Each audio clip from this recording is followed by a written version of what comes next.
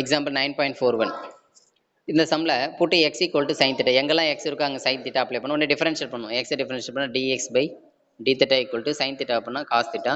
இந்த டி திட்டாவை கிராஸ் பண்ணிடலாம். அப்போ d x equal to cos theta into d theta அப்படின்னு லிமிட்லாம் மாற்றணும். லிமிட் 0 to 1 இருக்கிறது வந்து என்ன ஆகும், லிமிட் மாறும் இல்லையா. ஆக்சுவலாக இதில் சப்ஸ்டி எக்ஸ் ஈக்குவல் டு சைன் திட்டா அதில் சப்ஸ்டிட் பண்ணி எக்ஸ் இருக்கிறதுல 0 போட்டால் சைனுடைய எந்த டிகிரி 0னா 0 தான். அதே மாதிரி 1 சப்ஸ்டினா சைனுடைய எந்த டிகிரி 1 அப்படின்னா π/2. அப்போ லிமிட் வந்து 0 to π/2 மாறிடும். அதே மாதிரி எக்ஸ் இருக்க இடத்துல என்ன பண்ணலாம், சைன் திட்டான்னு போட்டிங்கன்னா இந்த இடத்துல போட்டிங்கன்னா சைன் பவர் 5 திட்டான்னு ஆகிடும்.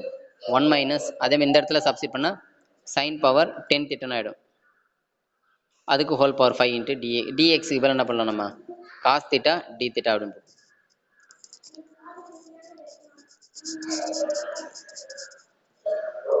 அவ்வளோதான். இப்போ இந்த சைன் பவர் 5 திட்டா அப்படியே இருக்கட்டும். இது வந்து 1 மைனஸ் காஸ் ஸ்கொயர் திட்டா இருக்குல்ல, sine square theta cos square திட்டான்னு எழுதணும்னா அப்போ காஸ் இது வந்து காஸ் ஸ்கொயர் ஆகிடும். காஸ் பவர் ஒரு 5ன்னு காஸ் பவர் 10 ஆகிடும். சரிங்களா. ஏற்கனவே இங்கே வெளியில் ஒரு காசு இருக்குது. அப்போ காஸ் பவர் 11 ஆகிடும் டோட்டலாக. அவ்வளோதான். இப்போ அந்த சைன் காஸ் அந்த ஃபார்மேட் வந்துருச்சிங்களா.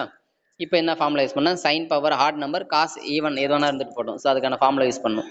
சரிங்களா. யூஸ் பண்ண ஆன்சர் வந்து ஃபைனல் ஆன்சர் வந்து 1/336. அடுத்து லாஸ்ட் எக்ஸாம்பிள் பாருங்கள். இப்போ ஒரு ஃபார்முலா பார்க்க போகிறோம். Limit 0 to 1 x power m 1 minus x power n into dx அப்படின்னு இருந்தால் மட்டும்தான் இந்த ஃபார்முலா யூஸ் பண்ணலாம். சரிங்களா. எப்போ லிமிட் வந்து 0 to 1ன்னு இருக்கணும், எக்ஸ் பவர் எம் அப்படின்ற ஃபார்மேட் இருக்கணும். அடுத்தது 1 minus x power something power n அப்படின்னு இருக்கணும். இப்போ அப்படி தான் இருக்கு பாருங்க.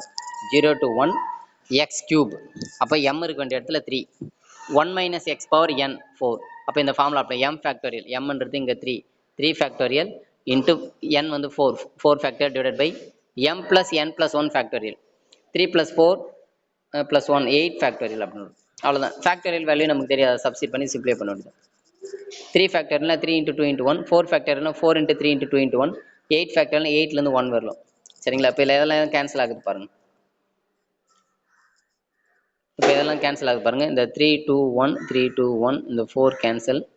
அடுத்து இந்த 2 3 6 இது கேன்சல். அப்போது என்ன வரும், 8 × 7 × 5 ஆன்சர் வந்து 280 இஸ் ஆன்சர். 1/280.